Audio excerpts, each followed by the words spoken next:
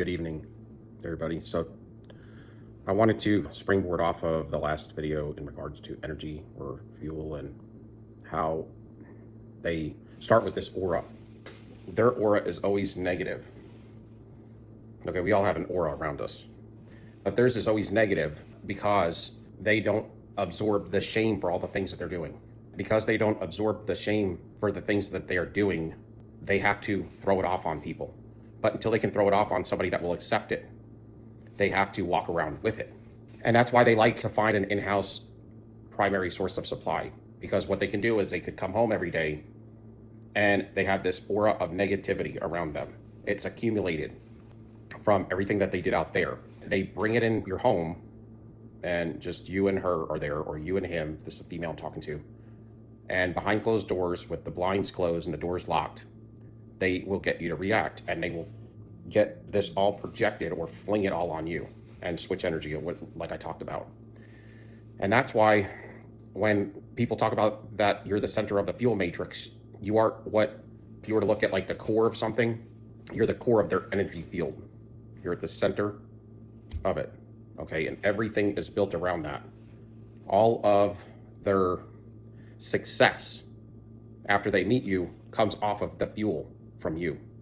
That's why you're so drained, because it's being dispersed from you. So they come home and they get you to react and they fling it on you, and then your energy goes into them and you absorb their negative energy. You almost feel like you're forgiving them of their sins or something, because you're walking away with the burden. And I don't mean that in a literal sense, but that's my best way of describing it. And there is something to that. That's why God would say that you're unequally yoked, and that it was a serious, serious thing. They would talk in the word about how don't let people in your house, because when you let them in your house, you're also consenting to some degree. There's consents to everything that you do with individuals, good or bad. And when you let someone in your house, you're consenting to some sort of an agreement. That's why I don't like welcome mats, because not everybody should be welcome. You know, it might be something for you to think about. There's a lot of brainwashing in the world we live in. So, you know, it talks in the word, don't let people in your house that are evil or don't believe in Christianity. They're not believers. When you do this, then you go into a deeper covenant when you get in a relationship with them, or a friendship with them, or intercourse with them. And then it would talk about how you're a mirror image of your friends. Well, you're also a mirror image of your love partner. I mean, even probably to a greater extent, it would seem. And because of these consents, see, this world system that we were placed in, this is our test. Our test is based on what we consent to in a lot of ways. What you accept and what you deny, whether it be good or bad. And that's why people talk about in sovereignty. In this world system, you can be sovereign and follow the Lord, or you could be subservient. It talks about how you want to be a slave to the Lord because his yoke is easy and his burden is light. But when you are a slave to this world, that would be the enemy, because it's his system that we're living in. Then you are like the narcissist. There is no rest for them. They're running around all weary. Granted, we did not have rest when we were with them, but that's because we were in an unequally yoked covenant, that we were going against the word. And so that's something that I wanted to talk about, because what they do is they come home when you're married to them, or you're in a relationship with them, a long-term relationship, whatever.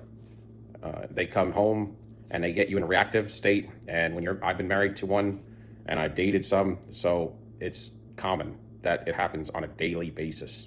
These are all to shake off their negative energy, or their sin soul energy, I call it, and they take your good soul energy. And I often wonder if they are what's spoken of in Romans. It talks about people that have seared their heart and their mind, and they have gotten so bad that God's given up on them. Now, I don't know if that's what we're seeing here, but it sure seems, if not that, very close. Because there's not really much hope out there when you talk to anybody, somebody in psychology of the world system, or somebody that understands the spiritual aspect of things. And the thing is people that are self-aware narcissists, for instance, they never talk about anything spiritual. And these guys are not psychologists and psychiatrists, so they are not held to that standard. where they can only speak on textbook stuff. An individual that has started a channel, and they'll all tell you that.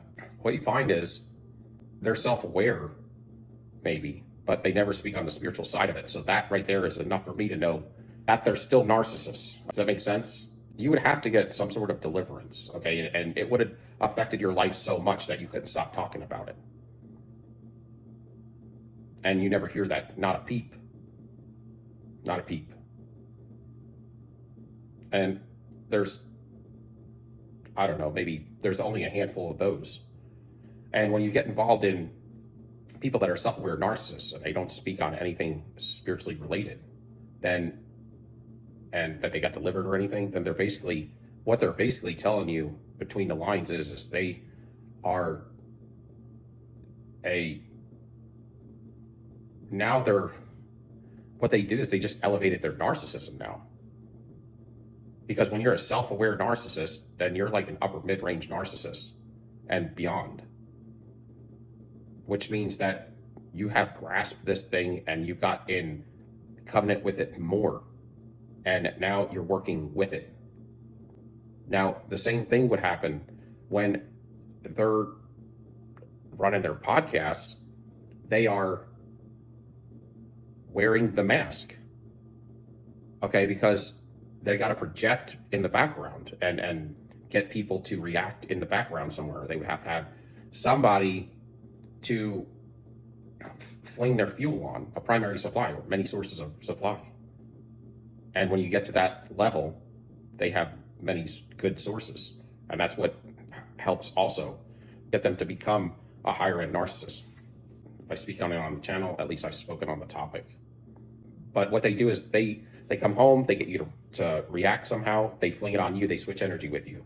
And then if you'll see them, if you watch them after they fling it on you, they will be smiling, ready to go out, and they'll have a new boost of energy. And you will feel the opposite. You'll feel like some condemned individual and you didn't do anything wrong. But because you're in covenant with them, because they're in your house, because you're in a relationship with them, and because you are unaware of what is going on, that is causing you to absorb that energy that they have you tricked into absorbing and opening your emotional walls up. And when they have somebody like that, they can go out every day and act sometimes almost better than a Christian would. They don't get upset, they're smiling, and they got their fake on real good. Their mask it looks pristine. But see, they're getting fuel from you every day to wear the pristine mask. So when they go out there, it's like if they were a salesperson. You have a crappy salesperson and an awesome salesperson that's taken over the whole region. For instance, before they met you, they probably had many sources of supply to try to accumulate the level of fuel that they were drawing off now you. Let's say, I'm speaking hypothetically. And when they find you, now they can draw all that fuel off you plus these other people. But before their mask was all crooked, they would flip out every now and then, and they would get annoyed, upset whenever they would try to manipulate. It didn't look real, it looked fake. It's almost like the more truthful, honest, legit person that they pull that fuel from, the better their mask will look. The more innocent. You see, somebody who actually is trying to trust them, trying to believe them, trying to understand them. Somebody who's trying to live right. But they have some hang-ups here. They got this generational curse that they don't really know about. They were born into it. And that's how a generational curse works. You're born into it. You didn't do anything. But somebody in your generations past opened these doors. So you have to start. What happens is you start to operate under God's covenant. And eventually you should become aware of what you are dealing with, because there's hang-ups in your life where you need to straighten them out with the Lord. And when you start to straighten them out, you may find these things, and you'll find it through like holiness with the Lord and understanding the fruits of the Spirit and all of that, discerning of spirits. And so it'll lead you to an awakening if you're a good individual and a truthful individual, and that's the stuff that you seek. You should wake up to it. But a lot of times people that are in these generational curses, they just go with it. And to some degree, it's like, I always call it the family cult, because only narcissists start cults. And the family cult operates like a small cult would. There's a larger cults that people join. Well, there's also family cults, and a lot of people that join cults probably started out in a narcissistic family cult, meaning there's one person, the main narcissist in the family, and they tell you what to do, where to go. They make all the rules, and you're fearful of them. You're afraid that they're gonna destroy you if you go against them, so you will obey. And that's kind of how cults work, and you get brainwashed through intermittent reinforcement and triangulation and projection. And so these are cohesive coercion. And so these are things that lead to this. But what they also call it sometimes is culture. And you got to kind of watch culture sometimes, because a lot of times these family cults will say, oh, we're this type of culture. That's just the way we do things. Yeah, no. But it's kind of like I say, in the world, God makes them tell the truth and even in the lie. But you have to be keen to it. To some degree, culture is not just called that because it is. It's called that for a reason. And so it's just some thoughts, because people will throw certain aspects of, this is just how we do, as a form of culture. And it could be just scapegoating the fact that it's not right. But it soothes everybody by throwing that bracket up. And so we got to seek the truth, which a lot of times God will call you out of a lot of people, because the truth is going to be far and few between these days. And, so a lot of times you will be mocked and laughed at, made fun of, or told you're crazy. And they're just projecting onto you, trying to project onto you their insecurities. And, I call it the cattle run. Everybody's doing the same thing. And if you're not running with the cattle, the rest of the world believing what they believe, then you're crazy, you're the enemy, whatever. You're a conspiracy theorist, whatever. There's always some kind of title that makes you sound crazy. And you just got to accept that at some point. If you want to understand the truth, that's what's going to happen. But they come home and they project onto you, and then their mask every day when they leave the house is going to look pristine, meaning their whole personality, their whole persona. Because like I said, they're camouflaging themselves in your good fuel. It's almost like they are able to go out these doors, go to work, and come all the way home without still manipulating, but doing it really good, to where it's under the noses of everybody because of your fuel, because they are basically walking in your energy. And like I said, that's why you get reaping what they have sown, because you are consenting to aiding and abetting them. You're consenting to the relationship with them and everything that you do, and giving your fuel over, whether you know it or not, because you're not awoke to the generational curse until you wake up. When you wake up and you leave them, then you got to get off the rumination for them to receive that, that it doesn't matter. It's not that if you want them to receive their karma or whatever, they're reaping what they're sowing. You want to see them, fail and fall. Maybe you do, but that's not really the way to look at it. Some of y'all feel that way, but really you just want to be away from them and be detached from them. That's really what your main goal will be once you get to a certain process of healing. And that's tough. And you may get annoyed, but it's life because they've really done some harsh things to you. When they won't be able to use your fuel anymore when that rumination comes off, which means you'll be getting more of your blessings back every day. Every day you're away from them, you're detaching more and you're getting more blessings coming your way. So that's kind of how that works. So when they have you and your fuel is truthful, innocent, you're trying to help others, you're honest, and that's the type of fuel that they were able to go out there and they were able to seduce a bunch of other people, other love partners. Flying monkeys are convinced, a whole army of them, that they are just amazing and they believe the mask. Everybody believes the mask. So they build this big army in their web. Remember I told you they always want to keep you in the web. And when you start to pull out, whether you're anybody, a flying monkey, a love partner, or the main source of supply, they're going to pull you back in so that you are reaping what they've sown and so that they can draw more fuel off you. But if you are their primary, when you leave, if they don't get somebody as good as you or better, a lot of this collapses because they do not have that persona anymore. And sometimes after you leave them, you will reap still a bad harvest sometime through that next year because you are attached to them still, that rumination still on, which means they're still able to draw off of you.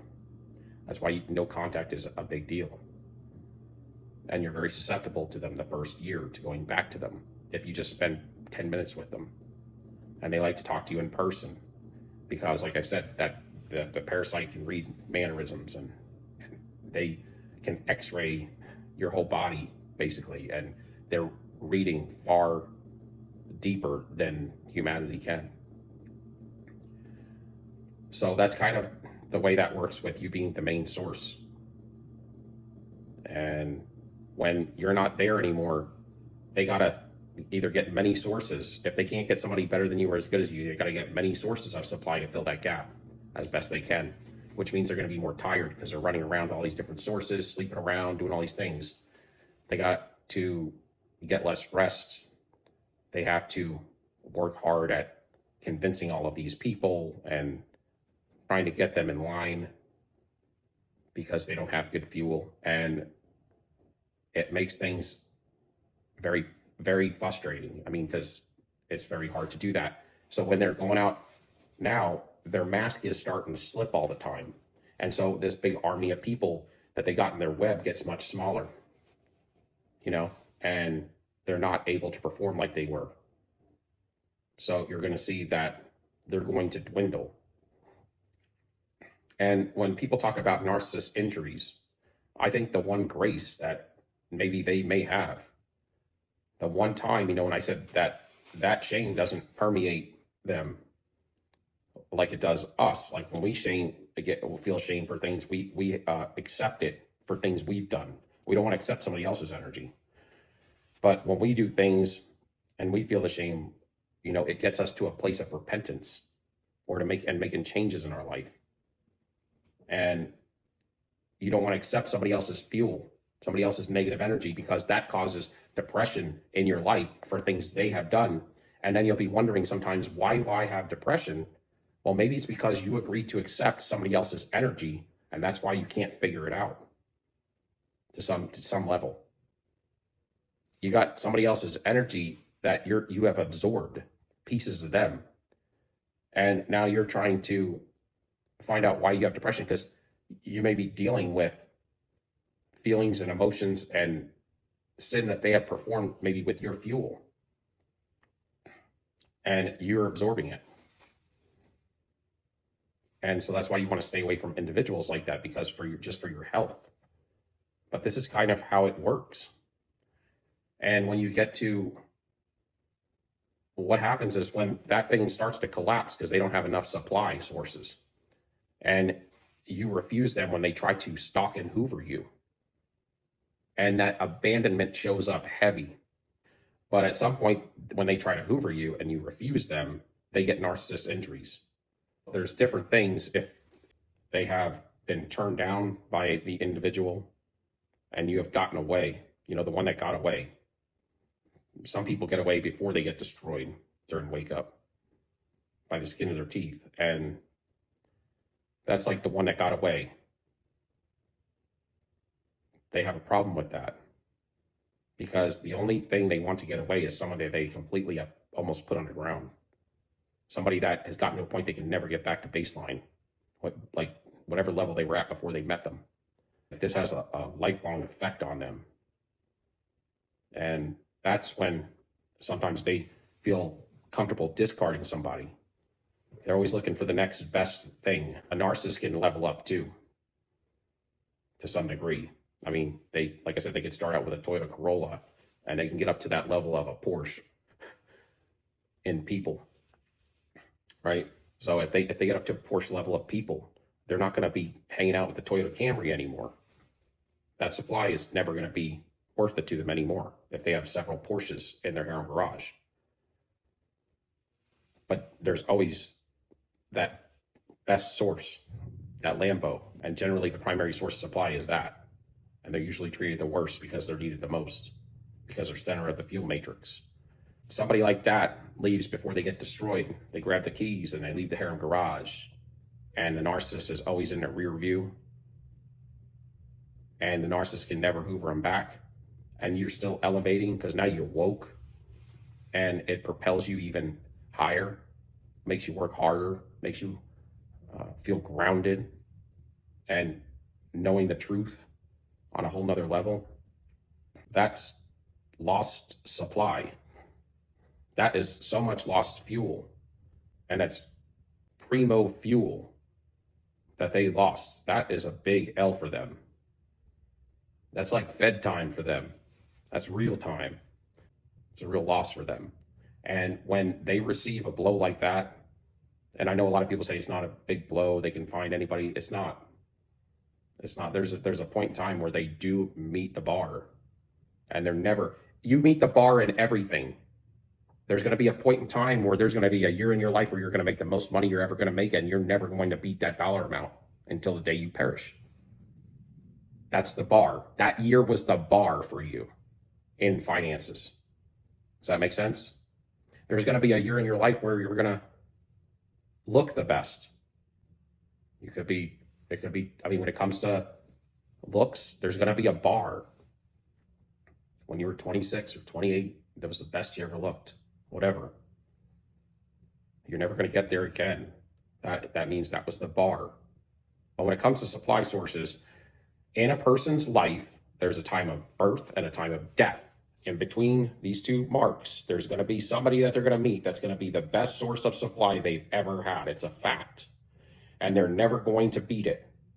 Somebody's going to be up here on that fuel level, and everybody else is going to be below them.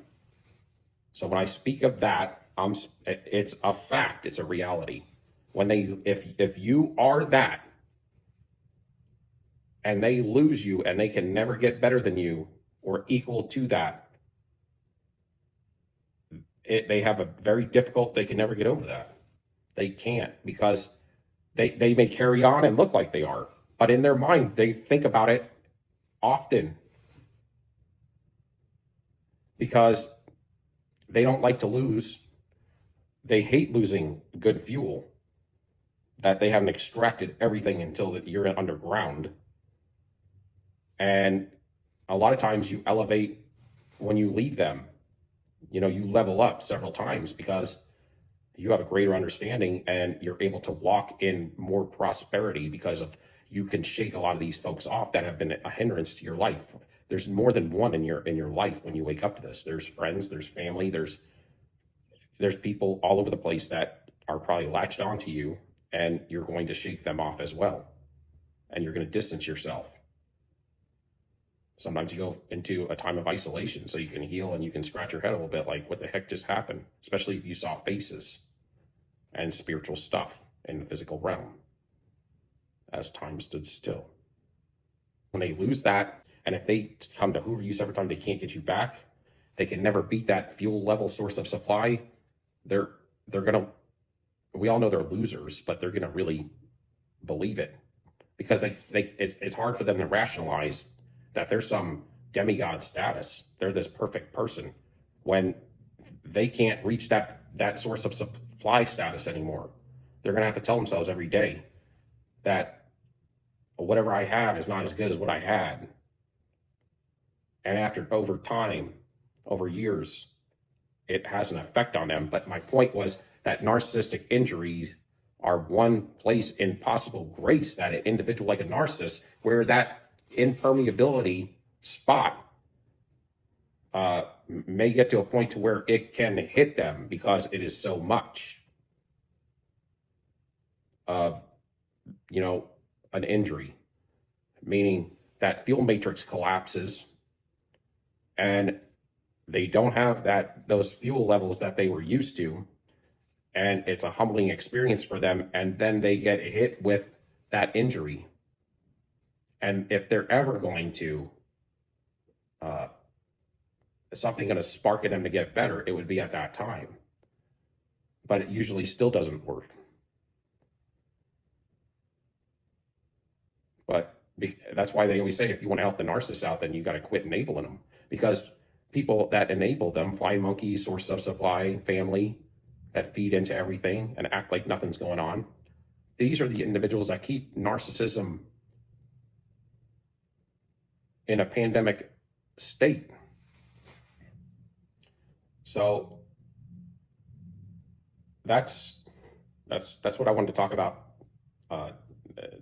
coming off of yesterday's podcast about another side of energy and fuel that will help you understand the narcissist and how this narcissist construct works. And a lot of times they get a lot of fuel off their looks because there's nothing underneath it. There's nothing under the hood. So as they get older, they have a harder, rougher time finding sources of supply. So thanks for watching. If you can give me a like, subscription, and thumbs up. Till next time, soldier up. Peace. We out.